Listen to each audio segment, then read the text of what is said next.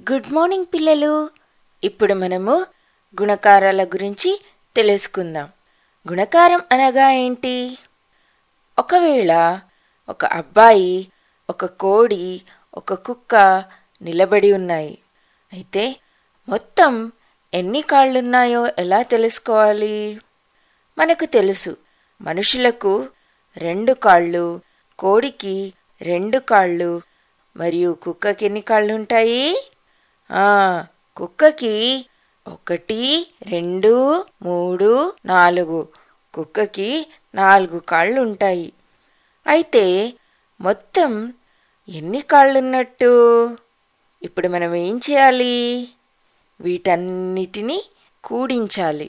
అనగా 2 + 2 + 4.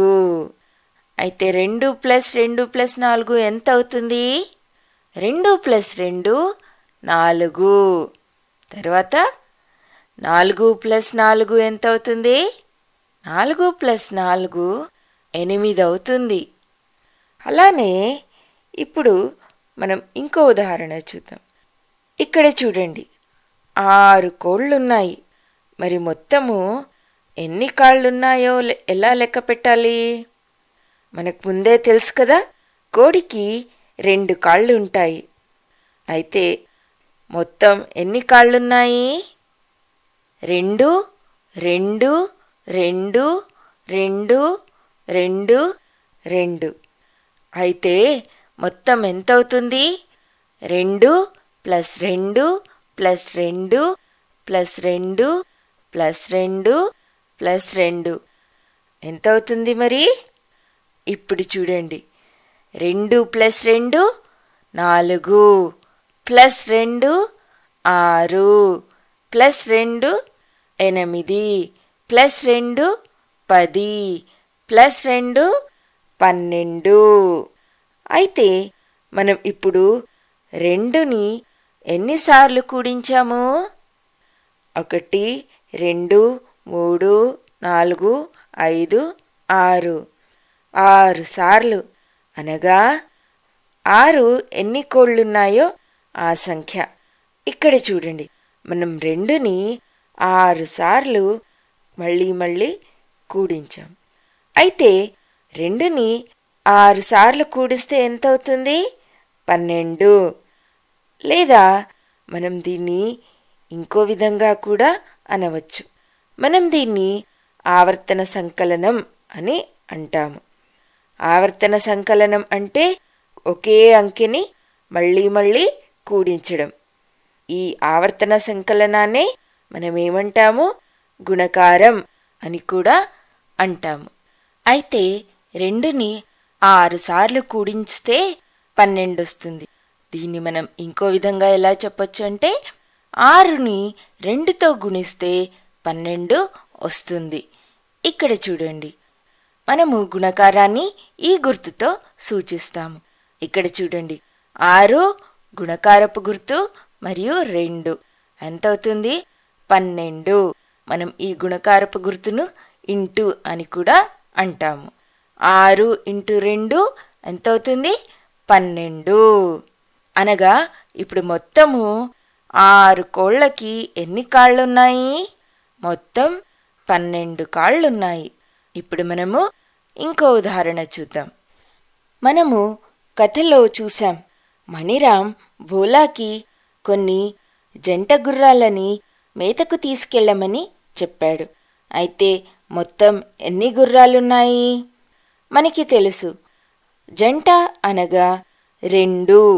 అయితే జంటలో ఒక ఆడ, ఒక మగ గుర్రాలు ఉంటాయి.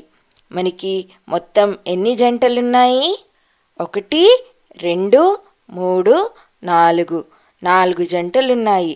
అయితే 4 జంటలలో ఒక్క జంటకి 2 గుర్రాలు. అయితే ఇక్కడ మనము మొత్తం ఎన్ని గుర్రాలున్నాయో ఎలా తెలుసుకోవాలి? ఇక్కడ చూడండి, ఒక్క జంటలో 2 గుర్రాలు, అలా 4 జంటలున్నాయి. అనగా 2ని 4 సార్లు కూడించాలి. అనగా 4ని 2తో గుణించాలి.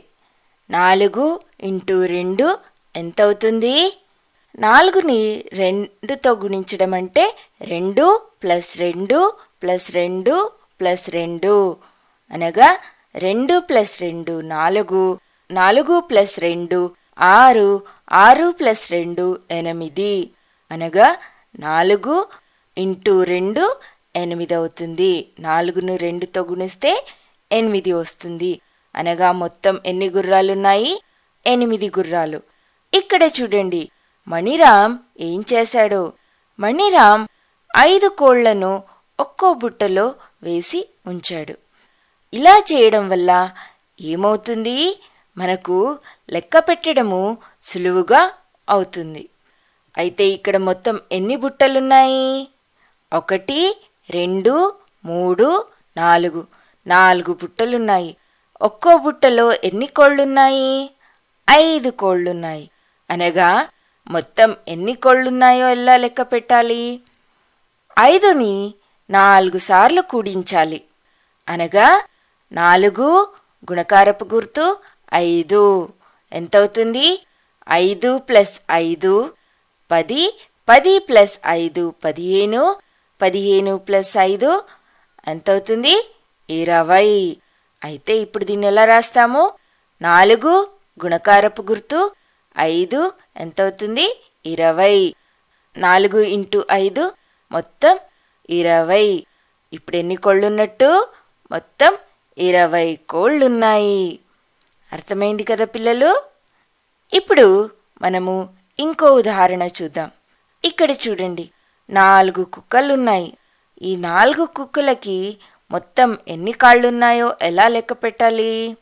ఒక్కో కుక్కకి 4 కాళ్ళున్నాయి. అనగా 4 × ఎన్ని కుక్కలున్నాయి? 4 కుక్కలు.